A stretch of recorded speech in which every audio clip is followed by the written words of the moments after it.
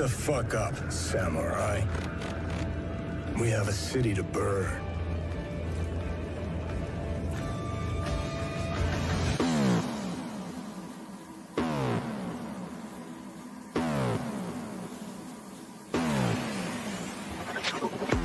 You disgust me. Who gives a shit?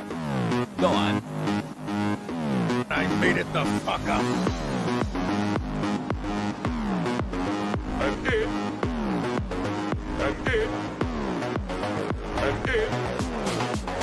I'm it. And it is glorious! And I run.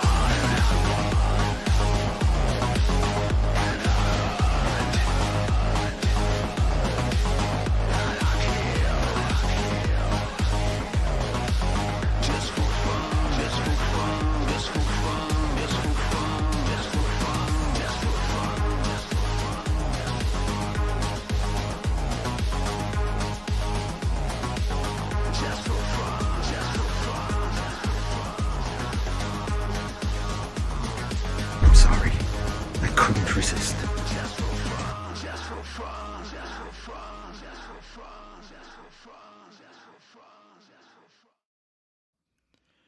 Hello, everybody out there in YouTube land. This is your T-shirted historian, and welcome to another Week in Geek, or at least a Tuesday with Geek. Hello! What you doing? You didn't change your name yet. Oh. Meow meow. There we go. There you go. Yeah. Oh my gosh. You know, I gotta say, with the stuff that we cover, it is feast or famine. And apparently it has been feast here lately. It's really been a little bit of a struggle to figure out which topics do we want to talk about, which ones should get all the attention, and which ones should we, frankly, just let, die on the bone. Mm-hmm.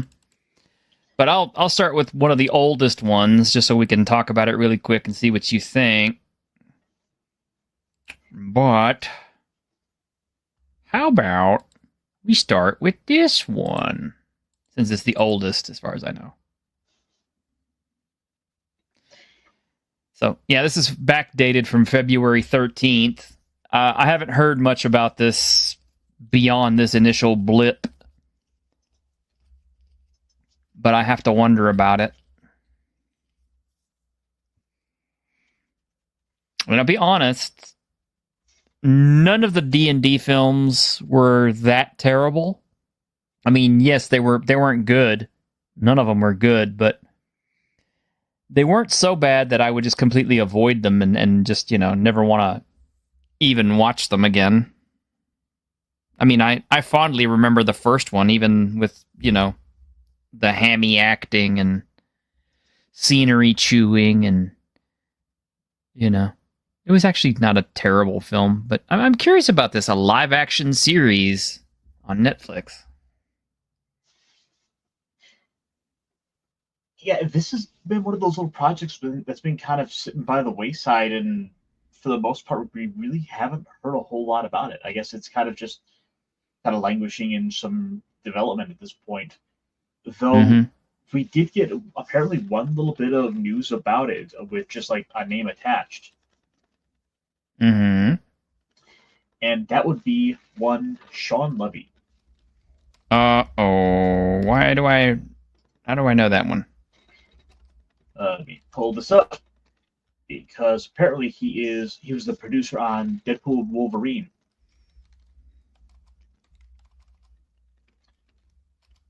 Basically, he's a guy who works with Ryan Reynolds. He's one of his guys. Mm-hmm.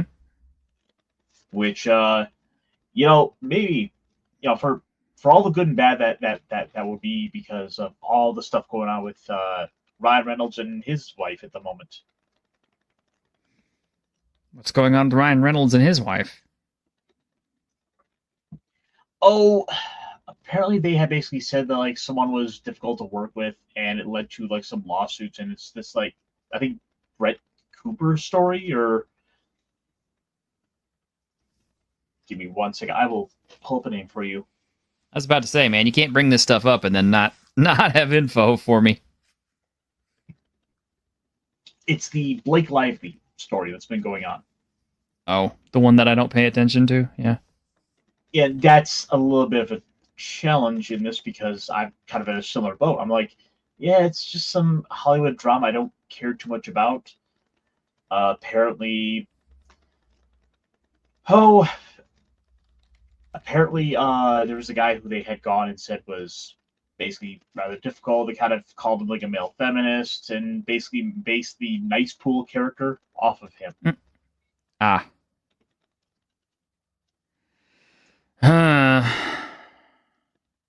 Yeah, she just sounds like a drama magnet, really.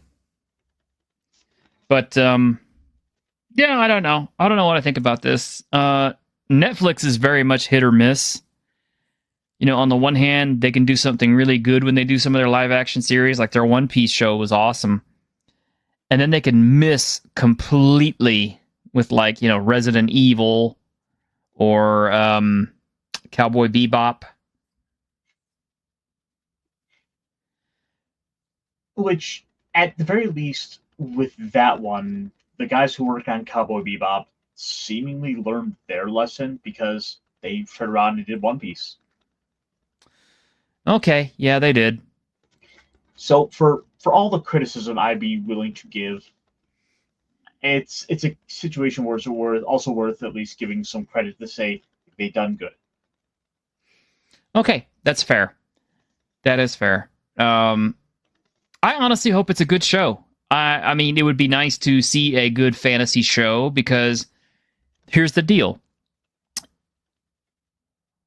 When Conan the Barbarian came out, it was such a huge hit that it spawned so many imitators and so many walk-alongs, looky-loos, and everyone else trying to cash in on the sword and sandal and sword and sorcery craze that we had a virtual renaissance of really fun sword and sorcery, sword and sandal movies. I mean, we had the Barbarians, we had Ator the Fighting Eagle, and then of course the follow-up, the Blade Master. We had the Beast Master. We had, well, actually, I'm not sure. I think Beastmaster. No, Beastmaster was afterward. You know, we had all these movies that came out afterward trying to cash in on the big muscle guy with the sword, you know, magic stuff thing. So if this succeeds, and this is a big hit, it could mean that they'll, you know, other companies will try to follow suit and try to do something at least as good. Although you could argue and say, well, you know, that's already being done because, you know, we had House of the Dragon, and then we had, you know, Lord of the Rings, and then we had Wheel of Time, and so I just don't know. You know, it's one of those matters where these sorts of genres will come and go, and well, it's kind of a shame that we just don't get that stuff back, especially when the climate completely changes.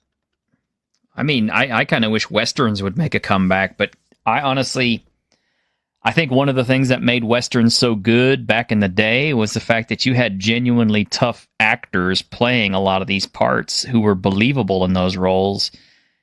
And I'm sorry, but just a lot of these Hollywood actors these days don't seem like they'd be tough enough to be able to live in the saddle for that long and, you know, have to work on their pistol shooting and badassery. So, yeah, I just don't know. But, you know, it would be neat to see. I hope it succeeds. I really do. I mean, not because I want WotC to succeed so much, but I just want a good show. That's what I care about. Well, the problem is right now, WotC has no idea what they even want to do. I mean... Oh, I know what they want to do. They want to destroy their brand. I mean... We have this beautiful little tidbit right here that popped up on my feed today that I was totally outraged by.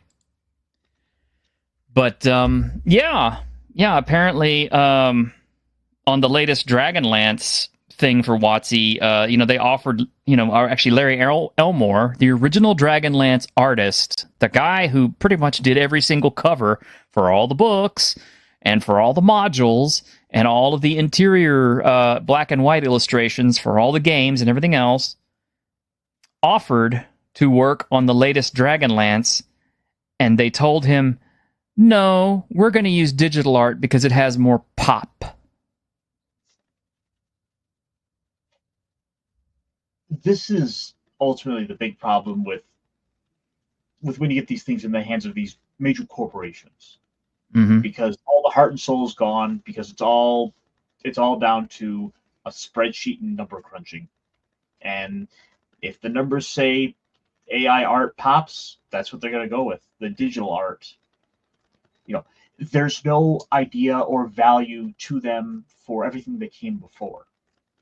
Gary Gygax is just an old fuddy-duddy name that they throw on a bot. They have to begrudgingly acknowledge when they put a book out.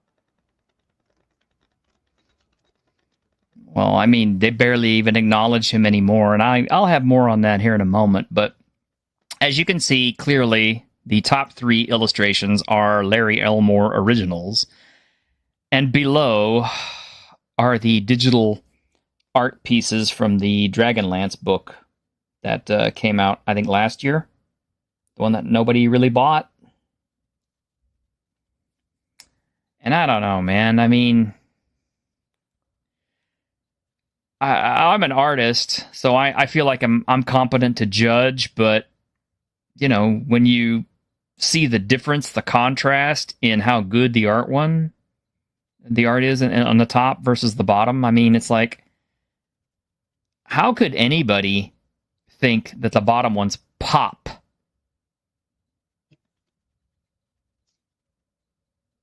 Does that look like that pops to you? Does that make you feel poppy? Poppy? No, it looks unfinished. Doesn't it, though? Yeah, super unfinished. It kind of reminds me of when I think I can paint faces. Well, I mean, and look, it's like Caramon had, he has the headband. He doesn't even have it in the second one, so what's holding up his feathers and stuff? How did they miss that? Well, you see T-shirt, they gave him nice fancy earrings. Ooh, is that what those are supposed to be? Probably. Looks like a police lineup, and the bottom 3 are from the detox tank. Yeah, no kidding. Bottom ones pop in the toilet. Yes, they do. They don't pop, they plop. So, all I can say about that one is, what can I say about that one? Oh, I know what I can say about that one. I guess you didn't see that video. So, yeah. And yet somehow this wasn't the worst news that came out of WotC this week. No, it wasn't. It wasn't, but I mean, this is definitely an eye-opener on how ridiculous they are. But yes, what was the worst news that came out of WotC this week? Well, this week we got a little bit of a rundown over what was going on with the Project Sigil situation, and every one of our favorite YouTubers has gone ahead. The VTT. Yes, we've gotten a bit more rundown over what exactly had happened. And well, we can roll back the clock to 2023 when they did all those layoffs right before Christmas. All because executives wanted a nice little Christmas bonus for themselves. The corporate suit did not understand, nor did they ever make any intention to try to learn what exactly Project Sigil was. And to make matters worse, apparently the Project Sigil people basically refused to go and work with the D&D people. So corporate, i.e. Cynthia Williams, thought she was basically pushing a video game that they could monetize, which exactly matched up with all of our worst fears because we knew exactly what they were going to do with this. And when they eventually did realize that it's not a video game that they can market, they basically washed their hands of the thing and said bye-bye to $30 million. It must be nice to just be able to throw away $30 million like that, I'd kill for a million, but 30. And to make matters worse, Wizards of the Coast is the money-making arm of Hasbro. Uh-huh. Like Transformers, G.I. Joe, My Little Pony, that stuff, it does okay, but it doesn't have the same kind of sales to it and behind it like Magic the Gathering does. Magic is cardboard. No. Yeah, it is cardboard crack, and it has been. It's been successful for a long, long time. So was D&D for a while. But the issue is they've tried to force D&D into the corporate setting. They are trying to have corporate creativity, and that makes about as much sense as the modern art you see hanging on a wall at a Taco Bell. Or the digital art that they think pops versus the original artwork that was envisioned by the creator and that all of the fans of the IP have grown to love and enjoy. I mean, I'll be honest, okay? It's like Larry Elmore has had a stroke. At least one. He may have had more than one by now, but I know he had a stroke, and that was back in the 80s. So I can only imagine the man's health is probably precarious at best from time to time. And I don't know how many more years he's got with us, to be quite honest. Which kind of scares me because, he's going to be one of the last of the old guard to go. And, I figure when you have somebody who's that important to the hobby, to all of us old people who started off with that stuff, it's like Wizards of the Coast has absolutely no interest in fostering any kind of relations with us older folks. They would like us to all get out of the game and be removed from it, and they just want to focus solely on new players and picking up new players. And I think that's the totally wrong approach. I think they could have easily incorporated all of the old players and the new players. And I think that's what they tried to do with the original 5e. But the direction they've gone with it since then shows that not only do they have a complete lack of creativity, but they also seem to have a streak of ageism and a streak of racism and some other isms, if you really want, not only against the players, but also against the creators and everybody involved with D&D who was there at the beginning.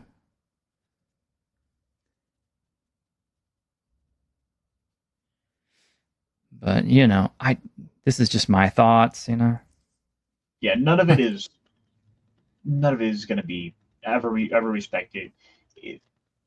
Whenever a legend of the hobby passes away, God forbid, unfortunately, they are radio silent. To them, it's just, some name that, they don't owe any allegiance to.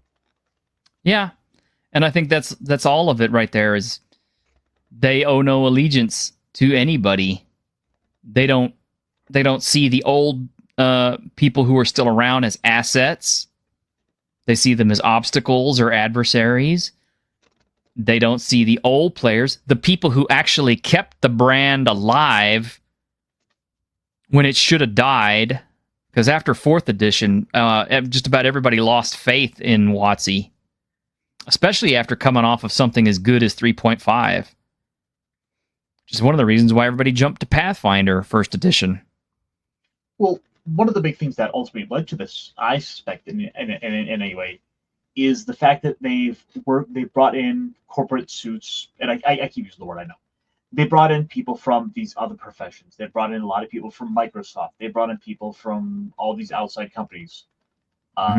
So to them, Wizards of the Coast, D&D, these games are just that. It's just a silly game that they can work on. Then maybe they were kind of tangentially in that area, but there's no real passion behind it. No, not at all. Savo, problems to solve. What's my favorite Elmore art? I'll be honest. I can't think of a single piece of Elmore art that really hits me much harder than the basic rulebook. The barbarian versus the dragon. Because something about that one really just pops more than anything else. And oh, look, there's that word, pop. That's a cover that pops. Okay, whatever this digital crap is that they've had on display for the last few years, that stuff does not pop. But let's see. Oh, you mean this that one? Big, old, beautiful, like female fighter that was the. That's a male. That's a dude. I don't care what they say. They're modern propaganda. Even Larry Elmore said it was a dude. I mean, it's all some superb work what Larry did. It is. Look, I mean, the colors are beautiful. The sense of depth is just, I mean, it's written on the whole page. Everything about that is so beautifully made. And these guys had the balls to think that whatever crap they were spewing out could equal this nowadays. And I'm just like, no, you can't. You absolutely cannot. We've got a Shanatsky. Hey, friend. Hey. So as I'm zooming in here, I can't help but notice just the way the way the hilt of the sword itself shines. Mm-hmm. There are so many small details. I mean, look at you could see the notches on the dragon's teeth. You could see the notches in the scales. All those little scratches, all those little nicks. Mm-hmm. And you see how coming back from the claw, how it starts to fade a little bit to give you that sense of depth. And then the shadowing. That is a master at work. I mean, it's almost like Larry saw this damn thing and he just started painting it. So I honestly can't think of a more iconic, more awesome piece of Elmore art than this one. I mean, yes, in a catalog as big as his, it is very hard to just choose one. But this is the one I would say, just because this is Dungeons and Dragons, man. You're probably right. This is arguably probably his most famous piece. This is the one that was the red box cover. This is the cover that sold like one of the top selling products for them. Mm-hmm. I mean, there's a lot of people who are my age or slightly older or younger, I should say, that this is the first set that they got, and this is what they remember. Now, I was lucky enough to get the Errol Otis red cover. I didn't see this Beck Me until later on, but I was still super impressed with it. And his artwork is all through those Beck Me books.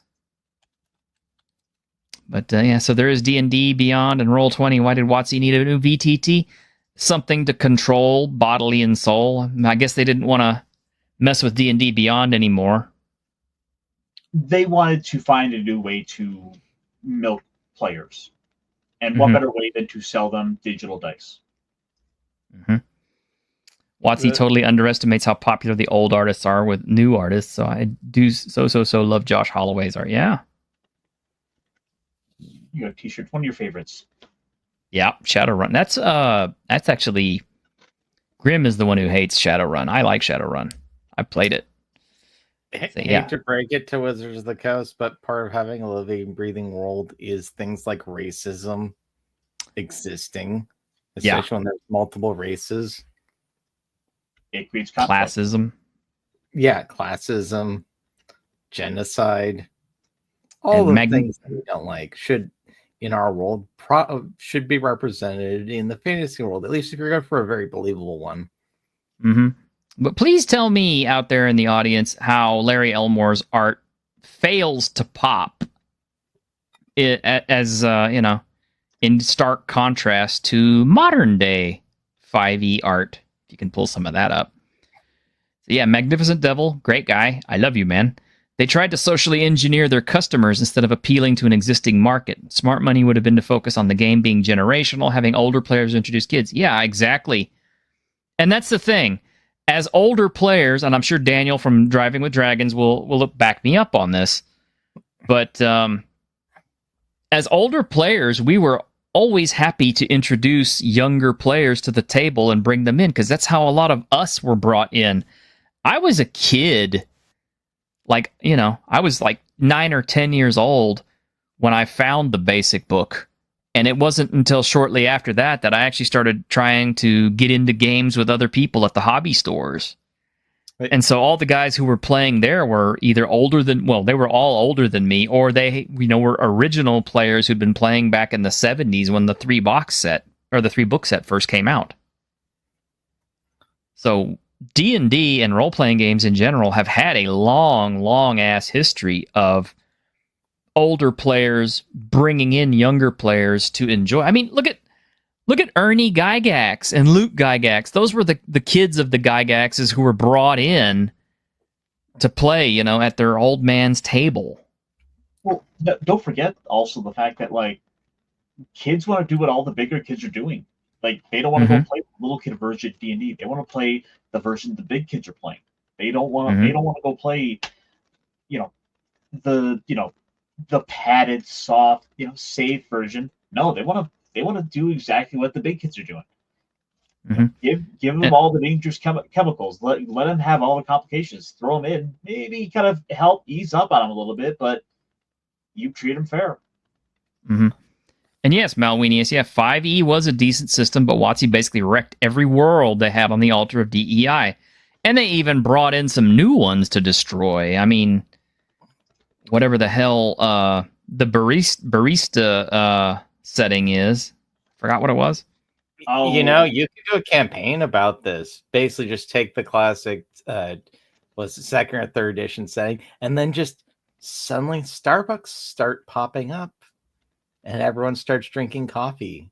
Believe me, I have this crazy idea to make a big, fuck you to WotC in the form of a game, just by introducing all of the modern elements into a regular game, but instead of using D&D, I would use a system that I'm much more comfortable with and happy with, and that I think my players would be happy with, like, I don't know, Scarlet Heroes, Worlds Without Number, Drink.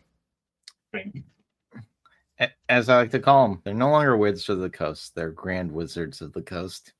They wrecked every world they had.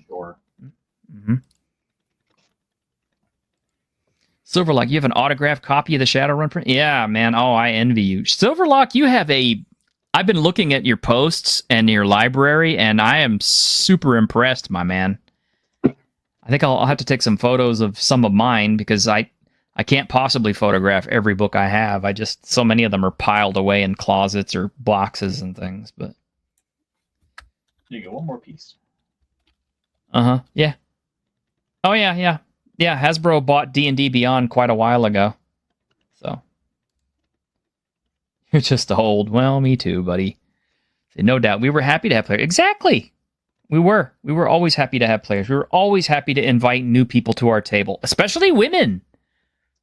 They always try to make this, well, you guys were racist and sexist. I'm like, no, we weren't.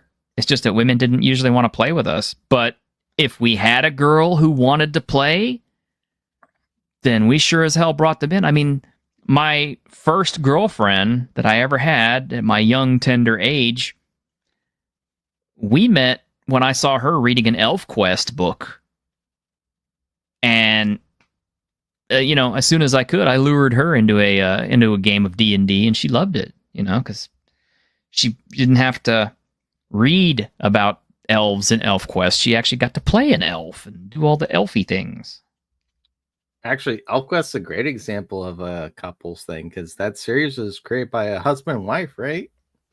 Richard and Wendy Peeney. Yep. Still together. Hell, Wendy Peeney was hot as hell back in the day, too. She used to dress up as Red Sonja and cosplay as her. So she'd show up to those cons in her chainmail bikini and stuff. In fact, her look was so iconic that Frank Thorne based his Red Sonja on her costumed appearance. That's very nice. I mean, that's what people don't seem to understand. It's like, back in the day, the fantasy community was a little bit tighter than what people gave them credit for, and a lot of intertwining kind of came around from one fantasy to the other. And Silverlock is old enough to he can remember a lot of this stuff too, I'm sure. Well, don't forget in that's the her. 60s and 70s as well. I mean, the big thing was about, the idea of female liberation was them being able to express themselves sexually. So you have people looking back now going, oh, that's sexist, derogatory stuff. It's like, no, that was them expressing how liberated they were. You're looking at it from our modern lens, which is like, oh, this is obviously exploitation. Like people that was Star Trek, and the whole point was Star Trek was the short skirts was supposed to be that women were sexually free now. Yeah, but exactly. And the funny thing is back then we women actually were able to wield their sexuality as part of their power and persona, whereas nowadays I don't know what they do. They just scream about equality despite the fact that they've always had it. That gets downplayed because it's seen as playing into sexist tropes, and so the females have to act like men.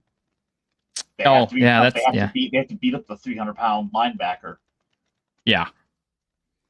It's not enough that they look good. They also have to be able to beat men in their own sports and games and everything. Well, actually, not in their own sports, because I've noticed that there's not a lot of women that compete in men's sports. I know, most women are miserable, most men are miserable. Yeah. Let's go back to finding each other hot, please. Seriously. Yeah. Oh, I mean, damn, girl. Yeah. Photo by Richard Petey, the luckiest bastard in comics. Yep. And hey, Joe Ragnar, it's good to see you, bro. Salvo says, how about a fantasy world rendered tyrannical by a lawful good pantheon enforcing their safe and banal world? The heroes are devils trying to foster individuality. Well, see, yeah, and that's a perfect trope. I wouldn't mind using that at all. As a matter of fact, this is funny. One of our players who is now deceased, and I guess I can tell this story because he's gone now, so it's not like going to be that insulting. He started up a game, and as soon as the players showed up into the first city, they saw everybody was wearing these little medallions, and that the city's major alignment was lawful good, and so the medallions kind of ensured that whoever was there was obviously lawful good. So as long as you wore one of these medallions, which all citizens were required to wear, it showed that you were in compliance with the alignment. If it ever changed, then the local constabulary would come and pick you up and try you, which to me, I'm like, wow, that sounds horrible.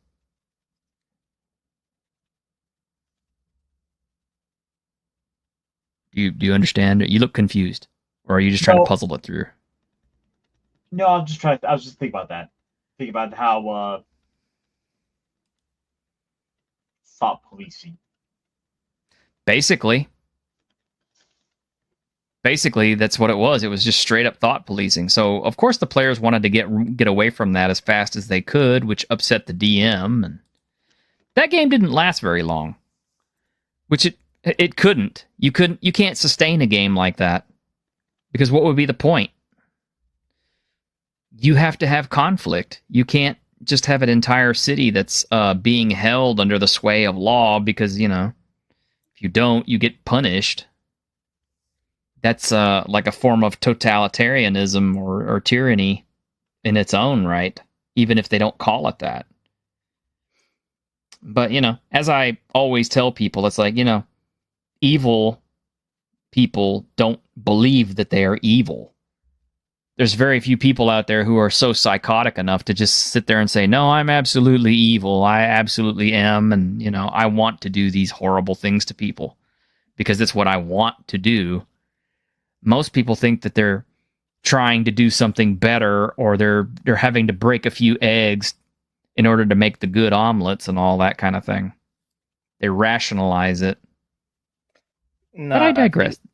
If you want, where is that just what was it? The woman that made the Acolyte, like her entire idea about morality is literally someone who is evil, Mm-hmm. legitimately evil in real life. Yeah. Who's telling you, like, oh no, this is about power. See, I don't like anyone interfering, but they're interfering with me murdering people and all these other Yeah. terrible things. I Yeah, don't it's want like, people to control my life. Yeah, well, if your life is murdering people, hate to break it to you, but you should probably be murdered. So you stop murdering. You should have known from the very beginning whenever somebody asked her, whether she was, a Jedi or Sith. She's like, oh, I'm Sith. I'm Sith coded all the way. That should have told you everything about her and her own personal politics. And then, of course, she actually put out the show, which glorified the Sith and absolutely made no sense whatsoever. And it made the Jedi look like, I don't know, complete idiots. I don't know. It's just bad. Just bad writing. I feel like I made the right decision in outright avoiding the show. I mean, I didn't watch it. I watched every single YouTube reviewer watch it, which I got to see plenty of the show through their videos, enough to where I was able to make a decision that this is not for me. I don't want to spend my money on it. And that's just the loudest way I can speak, is just, say it with my wallet. The power of one, the power of two, the power of YouTube. Ugh. That video is actually still doing well. Oh, if someone's evil, they're somehow a boring character. It's like, no, they're fucking terrifying at that point. Because think about it. They know what they're doing is wrong, and they decide to do it anyways. That's terrifying. Absolutely. Speaking of terrifying, yeah, this came across my feed today, and I couldn't help but be horrified by this.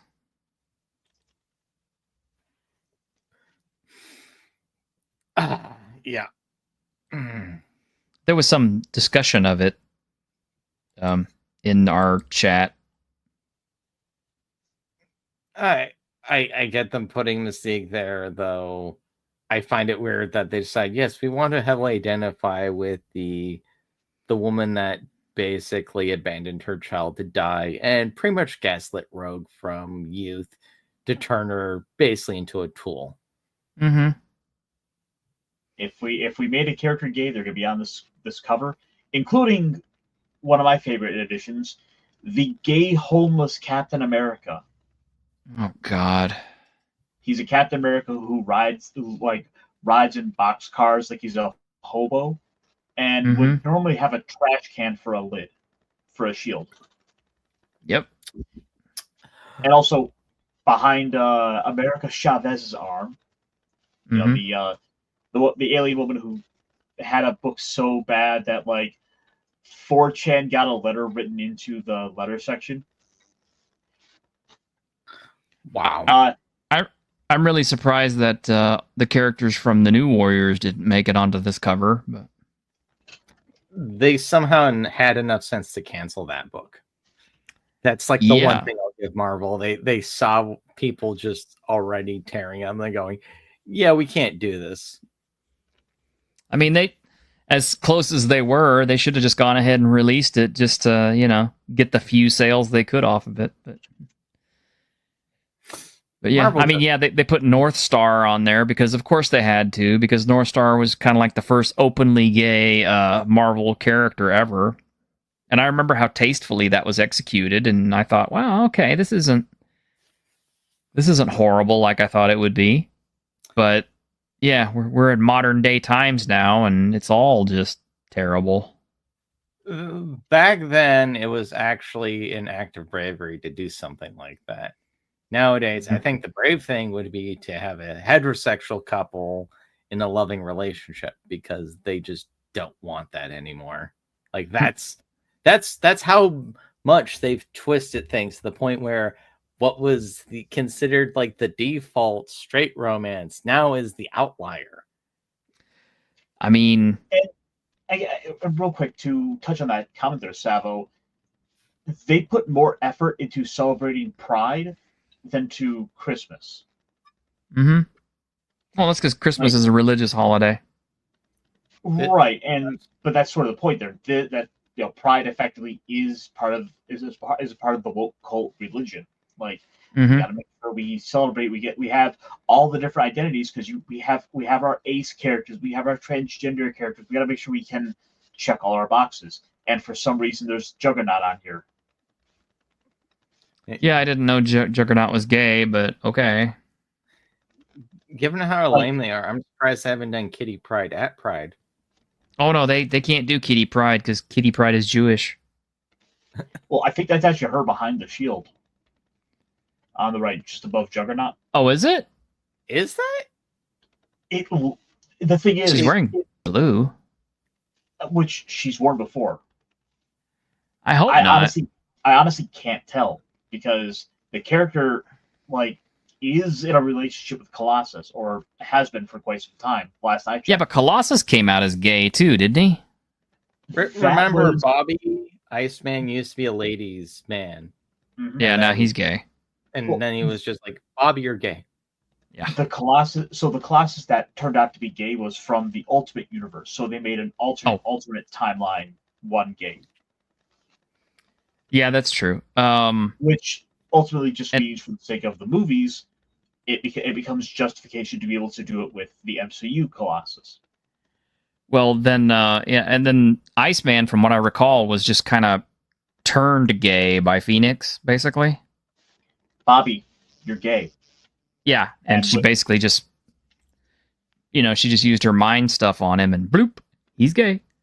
See, that's what I would have had happened, and then he would get basically fixed back to it, and he basically just kick her ass at that point. It's like, how dare you do this to me?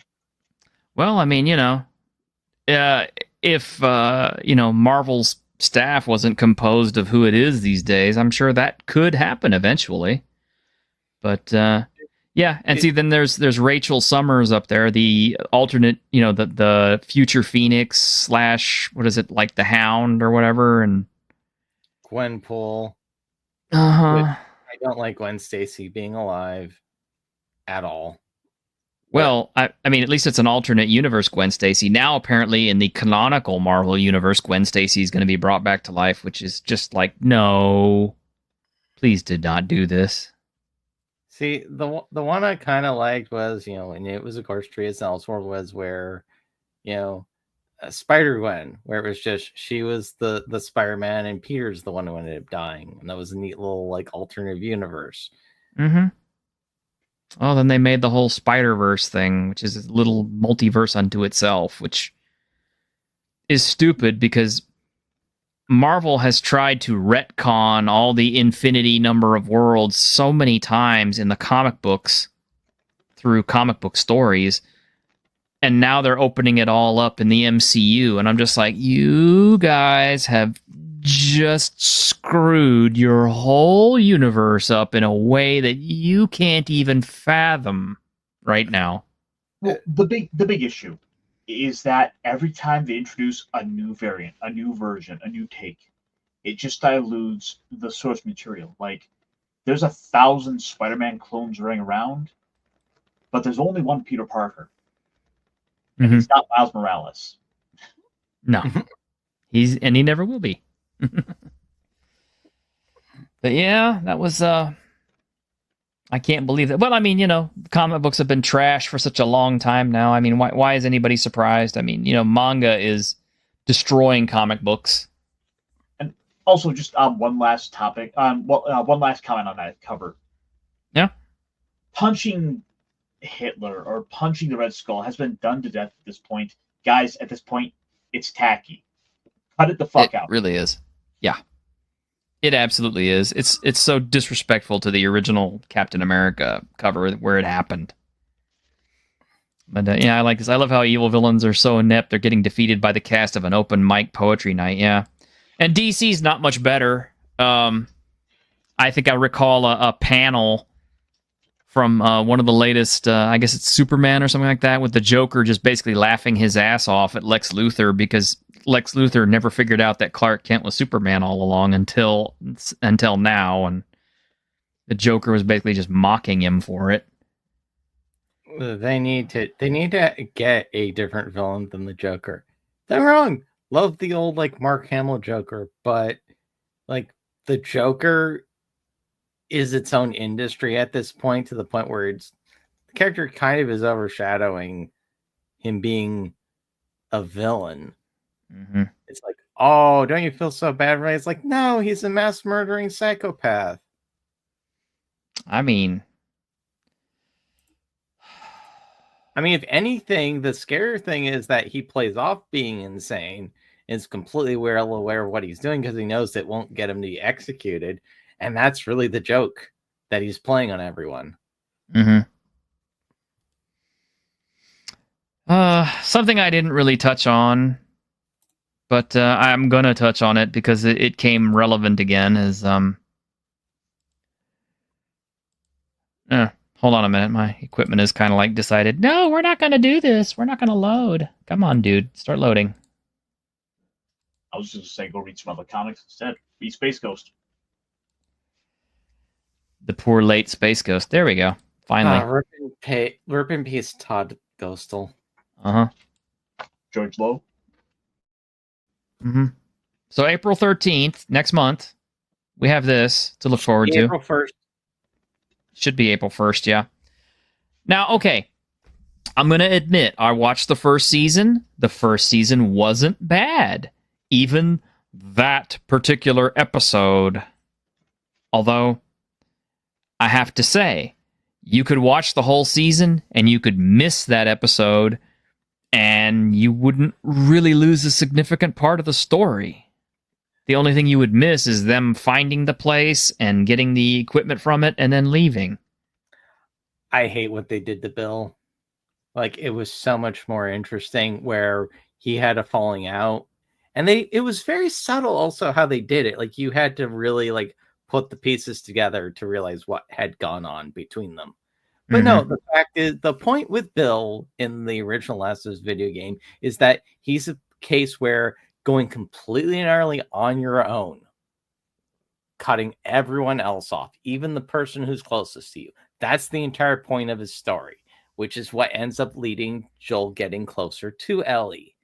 Because Bruce Straley is an actual fucking writer, unlike Neil. Neil Cuckman. Yeah. And I hate to harp on Bella Ramsey's appearance because I know, you can't help what you look like, but she's not right for Ellie. That's it. I mean, she'd almost work better for Abby. She'd have to be a lot more physically imposing, and she's not. She's a short little woman. And I do say woman. For Abby? No, I haven't actually seen the woman for Abby. And of course, isn't super muscular because, surprise, there are no Hollywood actresses with that physique, unless maybe you count like Gina Carano. Oh, they'd never hire her. Yep. They'd never hire her. They have to see, the problem is they have to have an actress who can emote and do all the things that Abby is supposed to be able to do, because Cuckman will absolutely demand it. And yet they have to find an actress who is willing to work out like a monster, including protein supplement shakes and all the other fitness regimen stuff. Basically, you would have to ask a woman to do the same physical regimen that the MCU male actors have to do in order to maintain their shape. Because I mean, Chris Hemsworth looks beautiful whenever you see him with his shirt off, but he wasn't born looking like that. Steroids. Well, probably, or supplements of some kind. I mean, all those MCU guys had to work out and had to train and had to eat and probably take a few supplements of some sort. I'm not saying steroids necessarily, but some sort. I'm sure there was some kind of chemical that helped them out a little bit in order to look the way they do. Is like the only person who got to like a jack physique through like actual natural hard work. And of course, it's probably a mix of just he had the right genetics as well. I'm pretty sure he probably did a little bit of steroids too back in the day, just because it wasn't illegal at one time. I mean, even Arnold admitted it.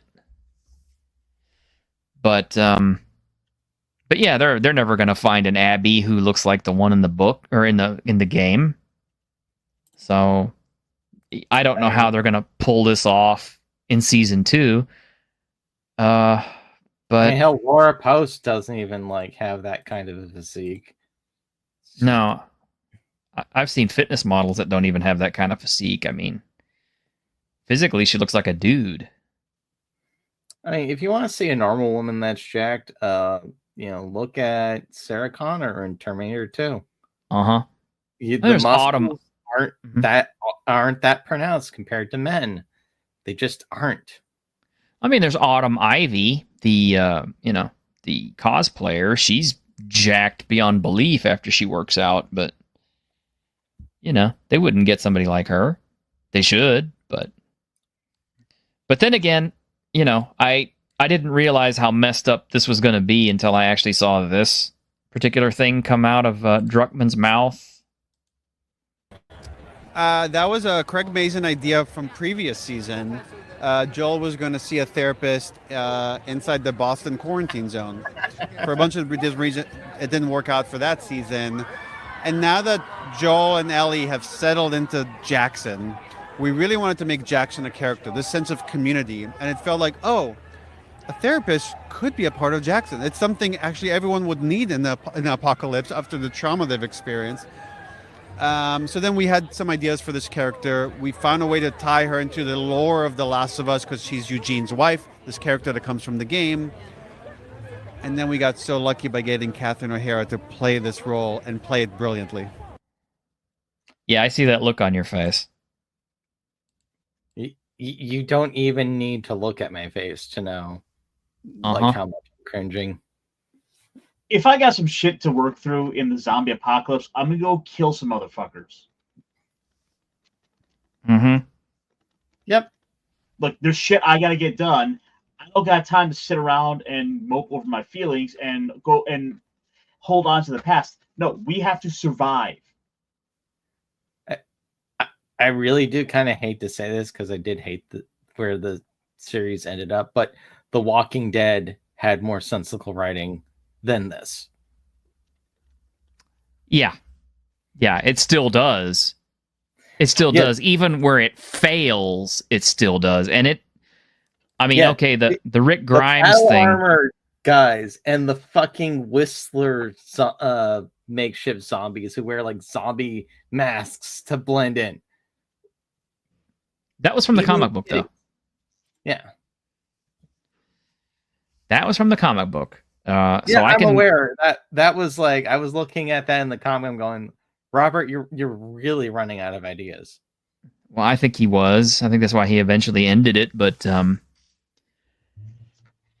it seems to me like the show ran out of ideas faster than the comic books for some reason. I just wish we got Frank Darabont, or the one that I want to see adapted someday is World War Z, but God knows that probably is never happening.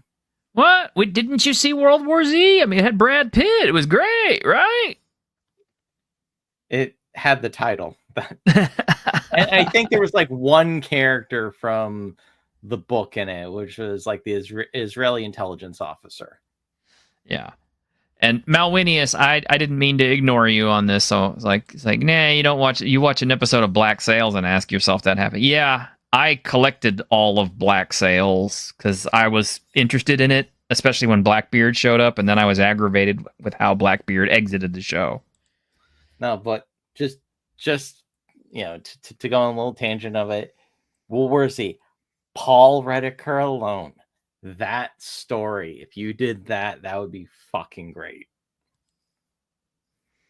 Mm-hmm. I don't know, man. I'm still going to watch Last of Us Season 2.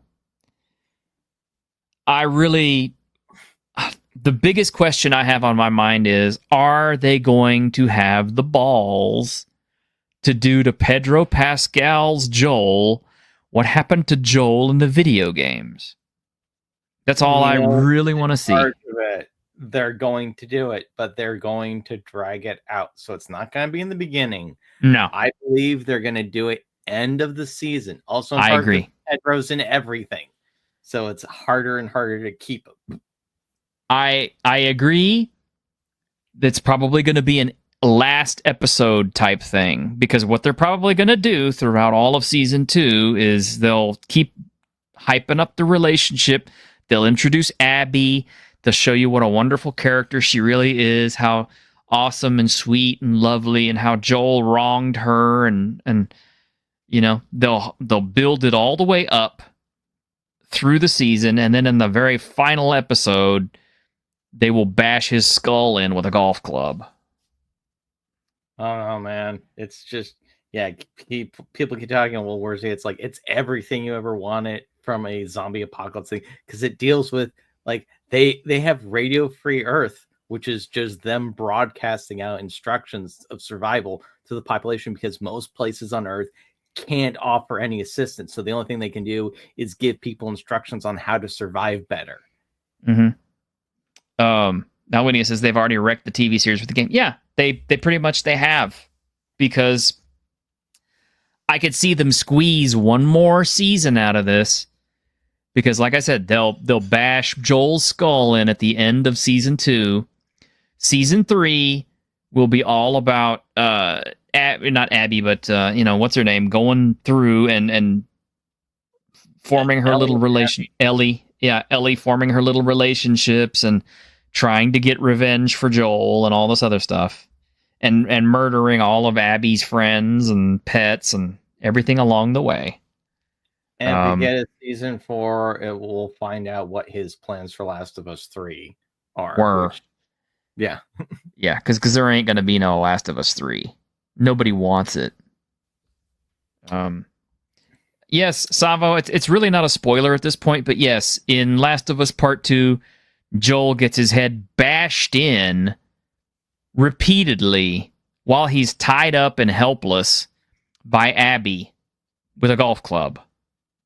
There's lots of footage of it out there on the net. There's parodies. There's everything. I mean, they even did a little video game parody of it where it had Abby teeing off on a golf course and Joel was getting hit in the head and being used as the ball. So, here's the thing about it. That idea is stupid, but I did think of one way it could have worked. Have you ever seen Once Upon a Time in the West? Yeah. That. Have like a character show up, give shit, like just start messing with Joel's world, and you have no idea why they're doing it the entire time until the final confrontation. Yeah. Like harmonica. Yeah. Could you imagine that, like, kind of thing where they couldn't pull it off, but it would be cool. Yeah, but it could be, this is why I hate with being a writer. I just go, oh, you could have done this so much better. I mean, it's stupid to do if you're going to do it. There's so many better ways to do it other than go revenge bad. Mm-hmm. No, it's asinine. It's pointless. Like I said, I'm still going to watch season 2 just to see how it is, because I'll be honest, okay? I have a zombie boner. I love zombie films, zombie TV shows. I'm still watching Walking Dead. I've watched every Walking Dead series there is just because I like that stuff. Z Nation, I ate that up. What was it? Black Sunday? I enjoyed that. Or was it Black October, Black Winter, whatever it was? Even all these... Yeah, Black Summer. Yeah, all the Korean zombie things. Kingdom's great. Yeah, all that stuff is fun. I enjoy it. Zombie is a genre that I can always get into. It's something I don't mind running for a game, for a role play or anything like that. You just have to be kind of in the mood for it. It's just an endlessly enjoyable topic for me. I have, tons and tons of terrible zombie movies up on my wall, and they're just... they're bad, but I got them because they were zombie movies, and zombie movies are cheap to make. So, Yep. Alas, we are stuck with the guy riding the coattails of the company he kicked everyone talented out of. Yeah, pretty much. I'm just going, man, can you imagine if Bruce Straley had been in charge of Last of Us 2? Mm-hmm. An Anbernic console, and there is reason that there is a considerable market for these, and people going for that. Current time is losing, at least looking at games.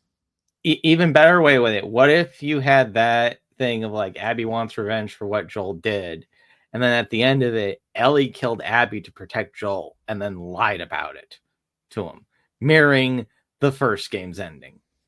I mean, that would be brilliant. Plus, it would be a great way to keep Pedro Pascal on the show. Which, you know, I don't care. I mean, oh, you're German, not native. Sometimes you're okay. I understand. Hey man, you're better at English than I'd be at German, so yeah, just remember, it's like you speak English badly so that we can understand you, not so that you can understand us. Because if we were smarter, we could speak German back to you. But I don't know, man. Let me see. Do I have anything fun tonight? I gotta find something that's good to end this show on. I don't want to. I mean, because it just seems like we've been downer. We've got to. Rise of the Ronin. I mean, that came out. I've been having fun with. Okay, you've been having fun with that. I mean, there's that. Let me see if I got something else here. I'm pretty sure I got something fun here. Let me. Monster Hunter Wild. Yeah, all good stuff. All good stuff. Oh, yeah. I do have something. Okay. Is the zombie genre a fantasy for people who want to randomly murder society? Or perhaps they would like society as it currently sits as an institution to end? But I think the appeal with the zombie stuff, it's the whole thing of all the social obligations and what we're doing, our normal everyday data life, which is trying to survive, becomes that much bigger. And it's important. Yeah. Because it's like nowadays people feel left out and indebted and useless and something else. But in a zombie apocalypse, you suddenly become useful again, if nothing else, than as cannon fodder. But here is something I saw today that actually interests me, and we may get copyright claimed for this. So, spoiler, if you're watching this and you're not watching it live, and there's a big blank after this, that is because we got copyright hit, and I had to take it out. So my apologies. But yes, I was excited to learn that we have another Final Destination movie, and I love these movies because they're so stupidly fun. How could you not love them? These movies! See, this is how Hitman should be. Yes. Well, yeah, it's like, but death is the hitman. Final Destination should become an intentional parody of. Yes, but it's so much fun, Daniel. It's so much. I mean, look at all the suspense that was built up in that little scene. That's why you watch these. Now, sadly, Final Destination is not necessarily as good on rewatch, unless it's been a long time and you've forgotten the kills. But the first time you see them, I mean, who here does not remember the log truck scene and still avoids log trucks? I didn't care after the first one, so sorry. Come on, man, you're killing me here, man. But anyway, got more trailers. We got. This was the very last film that he shot. He played the mortician in all of the Final Destination films. He was in all of them, and this is the last one for him. 3. Hmm? He wasn't the mortician in 3. Okay, yeah, he wasn't the mortician in 3, but I mean, my gosh, he looks so gaunt. I mean, he's almost unrecognizable as Tony Todd there. But yeah, and that it's an IMAX experience is kind of fun. So there's something good right there coming up on the horizon you can enjoy. I mean, oh man, yeah, you enjoy it. Yeah, I hope you have a good time. Yeah. Look at that. Yeah, Joe Grugnard. Yeah, even he says, yeah, that was awesome. It was, because it was fun. It was these are fun to watch. They're like Rube Goldberg machines of death. And Malwinius, yeah. Hey man, if you need to seek asylum over here, I got a couch that's open, buddy. Just let me know. I mean, I'm totally German friendly. Love you guys' music. Have a big collection of it. Just make sure you bring the Wiener Schnitzel and the sauerkraut. Hey, we got that down here too. Well, yeah, but it's not German. It is in Wisconsin. I mean, it's like we have German communities over here. I mean, have you ever been to Fredericksburg, Texas? That's about as German as it gets for Texas. They have the Opa sausage factory down there, which actually makes really good sausage. Yep. We just don't ask who's in them. No, just kidding. Just kidding. I think so anyway. All right, guys. Well, there's still lots of stuff that we could talk about. I mean, I haven't discussed First Berserker Kazan or any of the other cool stuff that has been coming across our feeds, and more. And we're going to get more of it before Saturday, I'm sure. So you'll definitely want to catch us on Saturday when we have more of the crew together for our regular Week in Geek show. And hopefully by then, my YouTube downloader will work again, so I can actually get you some clips from First Berserker Kazan. But I do have all the albums by Falco, but he passed away quite some time ago. But I do have him singing Genie, which was really pretty awesome. Yeah, make sure your papers are in order. They're being strict in the U.S. lately. They are. Twist: an atheist goes back in time and throws Mary off a cliff, but because death was supposed to be defeated, the airbase, the movie's falling to self-can. Yeah, maybe so. I don't know. But unless you gentlemen have anything to add, I mean, shall we end it here? End it. Yes. All right, guys. Y'all take care, and we will see you on Saturday with the Weekend Geek. Bye. Bye.